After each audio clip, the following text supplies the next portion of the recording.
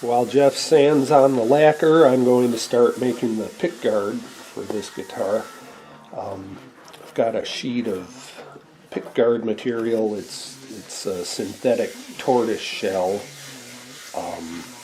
It has a protective layer on it right now, so it doesn't look very shiny. I'm going to keep that on until I'm ready to finish sanding it later on. I've got a template here that I use for L7 pickguards, and because this stuff is so dark, I've put masking tape down to use as my tracer. So I will cut this shape out, and then trying to stay as true to the historical design as possible. Once this is all cut out, I'll put a single layer of white binding around the outside.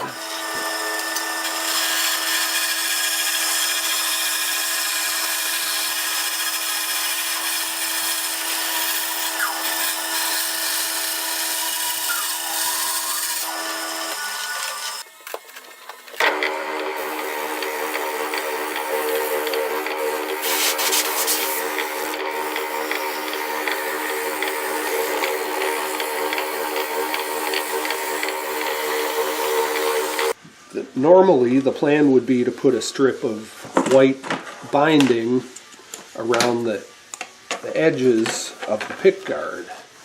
The problem, though, you look at this guitar, this probably started out as white binding 80 years ago, but it's not even close to white anymore.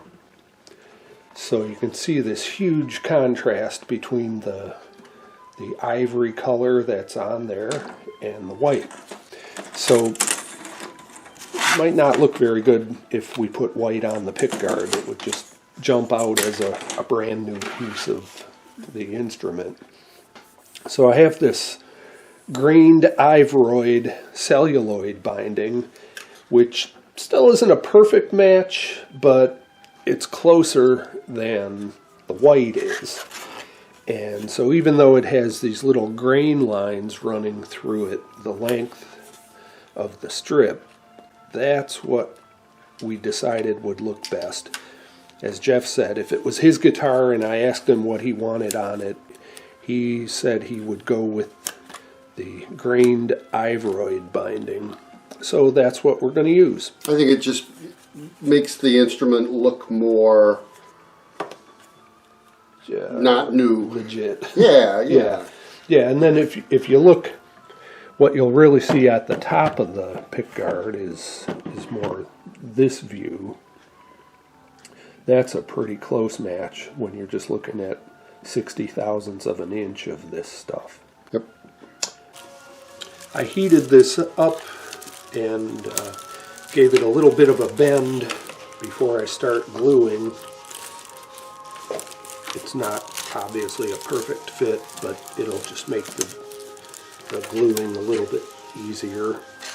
And I'm just going to do a section at a time, hold the binding in place while the glue dries. It dries pretty quickly.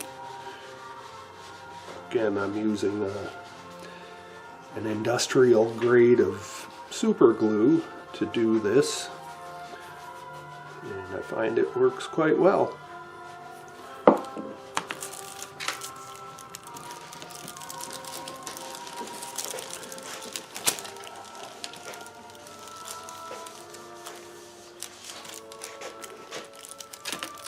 Hey Jeff, hey. Since you're here, mind giving me a dab of accelerator? I would be thrilled to. Okay, thanks. Yeah. Kind of have to keep my fingers where they are.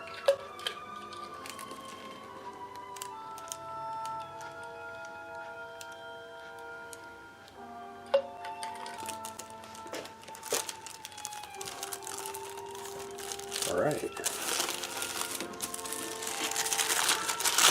Want to do the next part with me too? Hey, you know. what are friends for? You mean actually step away from sanding for a minute? Oh, what a hardship. Get back to work.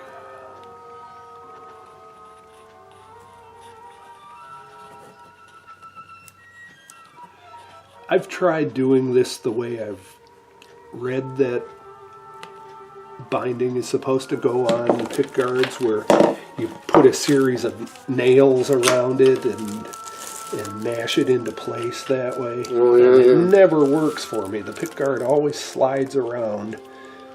So I usually end up doing this by myself, and it's pretty difficult to hold with two hands. Yeah, right. And apply the accelerator. Like but, with your teeth. yeah, exactly. Well. Usually I'll take a mouthful, and then as I hold it, I just spit it out.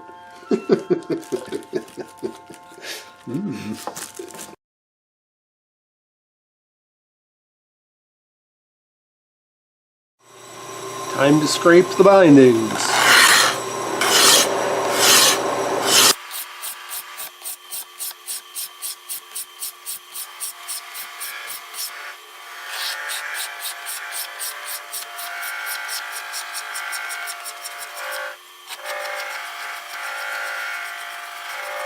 The bindings are scraped pretty flush to the pickguard material.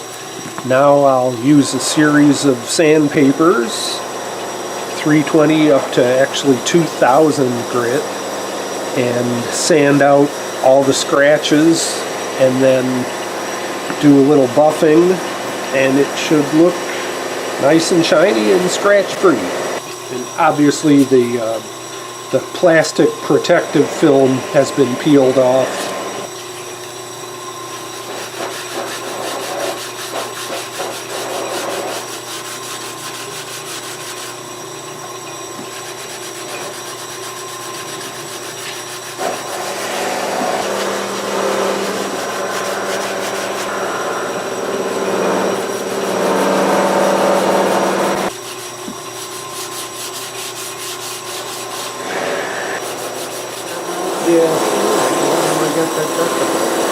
I had a separate keyboard and mouse system that I ran it, yeah.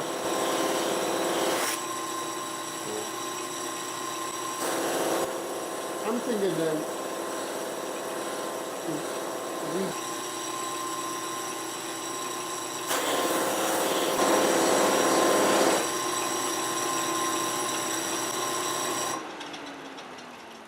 I can see one big scratch that I have to sand again, but other than that one scratch, this is how it's going to look. I think it looks great. Thanks. Pretty adequate.